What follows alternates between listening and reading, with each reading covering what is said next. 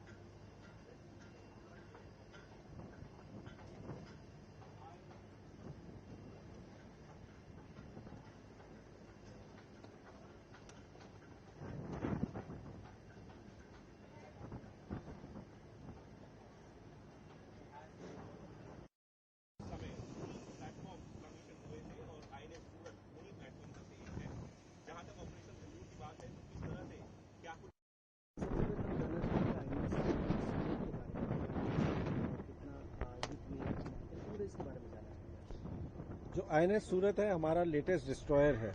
तो डिस्ट्रॉयर श्रृंखला का जो जहाज होता है उसमें कैपेबिलिटी होती है कि किसी भी डोमेन में वॉरफेयर हो, चाहे वो समुद्री सतह पे हो या हवा में हो या फिर समुद्र के भीतर पनडुब्बी से जो भी कुछ एनिमी का सबमरीन हो, पनडुब्बी हो, जहाज हो या एयरक्राफ्ट हो या मिसाइल हो, उसको डिटेक्ट करके उसको क्लासिफाई करके उसको न्यूट्रलाइज कर सके, तो वो क्षमता हमें है। उसके अलावा हमारे पास हेलोडेक है जिसमें और 2 हैंगर हैं जिसमें हमारे पास 2 हेलीकॉप्टर हम कैरी कर सकते हैं और उनको ऑपरेट कर सकते हैं, जो हमारी जो इंटेग्रल ऑर्गेनिक सेंसर्स हैं उनकी कैपेबिलिटी और बढ़ाते हैं और हमारा एनवेलप डिटेक्शन एनवेलप और टारगेटिंग एनवेलप को ज़्यादा बड़ा करते हैं। और सबसे खास बात कहूँगा कि इंडिजिनस है, भारत में बना है, तकरीबन 75% कंपोनेंट है इंडिजिनस कंपोनेंट और नेवी का लेटेस्ट डिस्ट्रॉयर है और मैं कहूँगा कि बेस्ट शिप है। कैसे इसको हम अलग मानेंगे या ऑल वॉरशिप से इसको अच्छा देखा जाएगा जो अच्छा महत्वपूर्ण रोल इंडियन नेवी में? और वॉरशिप से अलग नहीं होगा क्योंकि हमारे जो शिप्स हैं वो एक कैटेगरी के ऐसे नौसेना के पास तकरीबन 10 डिस्ट्रॉयर हैं प्रोजेक्ट 15 के अंदर।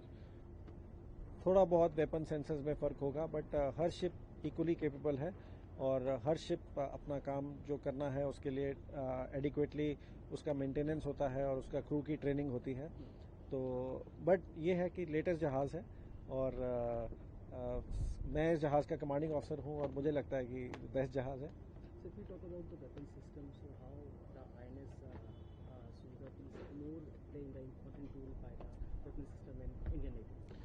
So हमारा जो वेपन सिस्टम्स हैं, वेपन और जो सेंसर सूट है वो बहुत एडवांस्ड है, जो उसमें ऑटोमेशन ज़्यादा है और रेंजेस बहुत ज़्यादा हमें मिलती हैं, डिटेक्शन रेंजेस और टारगेटिंग रेंजेस भी। तो it is one of the most advance systems. It's a treat to sit and operate on that system और जो हमारा क्रू है वो एडिक्वेटली ट्रेंड है, उनकी ऑप्टिमम ट्रेनिंग हुई है and then we undertake lot of exercises जब अपने स्किल को हम थोड़ा ठीक करते हैं और इन वेपन फायरिंग्स करते हैं रेगुलरली ताकि जहाज़ हमेशा के लिए रेडी रहे ताकि कहीं भी डिप्लॉय हो किसी भी मिशन के लिए. So we are ready anytime, anywhere, anyhow. Also, we heard the record-breaking launching time. Yes, so that is coming of age of Indian shipbuilding. You see, when you have larger numbers, when you build ships in seven of a type or 10 of a type, then you get this shrunk timelines. And truly, what a record! 2.5 years from launch to commissioning. I think better than the developed countries also. So if you talk about the crews and personnel deployed on this Yes. INS Surat, and also Agni. So they are the most motivated of the lot. I am their commanding officer, and it's a very proud feeling because they are truly the best. Agni Veers are, Agnipath scheme was the scheme for induction, so it's just a recruitment scheme. Otherwise, between Agni Veers and the rest, there's no difference. They are adequately trained. They are sailors, and they are doing the job in all trades, whether it is engine room or sitting on the sensors or operating the gun or any Adam job, paperwork or making meals on board. So they are doing the job, and you are aware that Navy has opened both officer and sailor cadre for induction of women.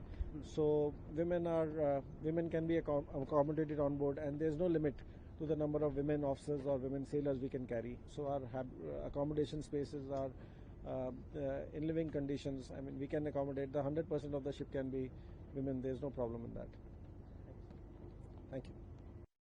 Operation Sindoor में INS सूरत का एक महत्वपूर्ण role है, इसके बारे में कुछ जानना चाहेंगे? ऑपरेशन सिंदूर में भारतीय नौसेना पोत सूरत और हमारे बहुत सारे जहाज़ और सबसे नोटेबली हमारा जो एयरक्राफ्ट कैरियर है विक्रांत, हम सब डिप्लॉयड थे और हम रेडी थे और हमने जो अपना काम था वो किया और हम रेडी रहेंगे. अगली अपॉर्चुनिटी का हम वेट कर रहे हैं. हम तैयार हैं. Thank you.